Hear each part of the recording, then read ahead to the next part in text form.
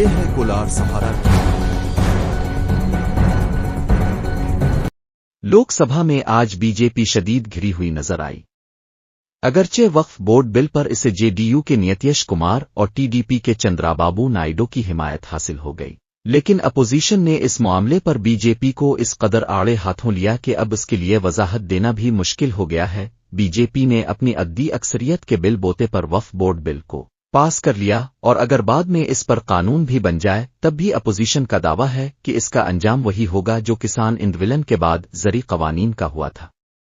Samajwadi party के leader Akhilesh Yadav ने तो यहां तक कह दिया कि वक्फ का मामला बीजेपी के लिए वो वाटरलू की जंग साबित होगा। अगर आप नहीं जानते कि वाटरलू की जंग क्या थी तो जान लीजिए कि 1815 में होने वाली इस लड़ाई में नेपोलियन बोनापार्ट, जो खुद को नाकाबिले शिकस्त समझता था, फैसला कुन शिकस्त से दोचार हो गया था।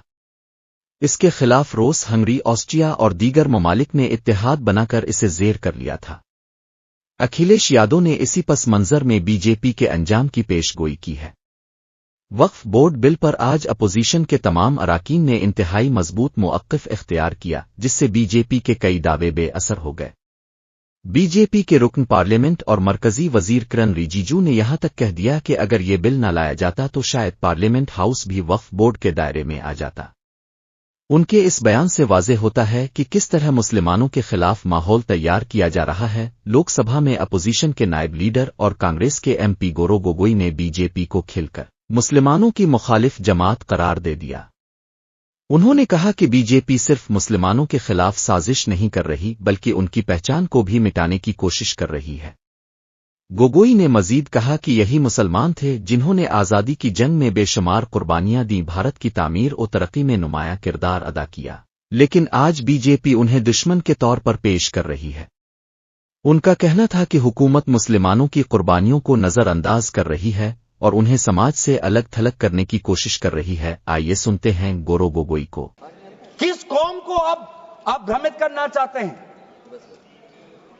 बार बार उस कौम को जिसने भारत की स्वतंत्रता की लड़ाई लड़ी है, उस कौम को जिसने 1857 में उन्होंने मंगल पांडे के साथ उन्होंने अपनी शहादत दी, आप उस कौम पर आप दाग लगाना चाहते हैं जिसमें लगभग 2 लाख उलेमा शहीद हुए, आप उस कौम पर दाग लगाना चाहते हैं। जिन्होंने भारत छोड़ो आंदोलन में हमारा साथ दिया, आप उस कौम पर आप दाग लगाना चाहते हैं। जिन्होंने 6 अप्रैल 1930 में दांडी मार्च का सपोर्ट किया, आप उस कौम पर आप दाग लगाना चाहते हैं। जिन्होंने 1926 में ब्रिटिश के डिवाइड एंड रूल को खंडन किया, आप उस कौम पर आप दाग लगाना चाहते हैं। जिन्होंने मौलाना हुसैन अहमद मदानी ने 1924 में कंप्लीट इंडिपेंडेंस की मांग की,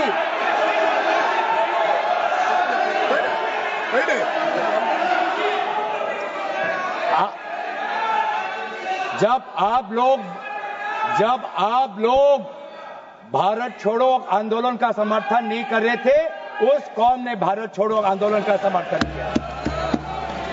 जब आप लोग अंग्रेजों को मर्सी पिटीशन लिख रहे थे, वो माल्टा में 3 साल और इजिप्ट में उन्होंने शहादत दी। आप किस कौम पर दाग लगाना चाहते हो?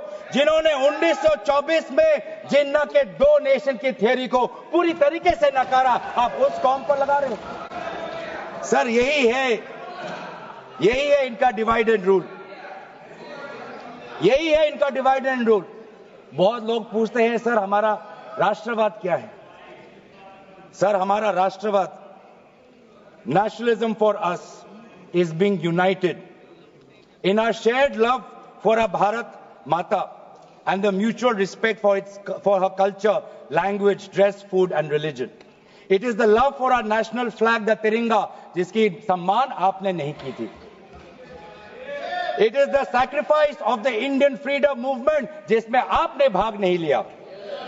It is our thirst for knowledge, to seek excellence with limited resources, to be creative, to have the courage, to acknowledge the injustice of the past and have the wisdom to build new bridges. ये है हमारा राष्ट्रवाद.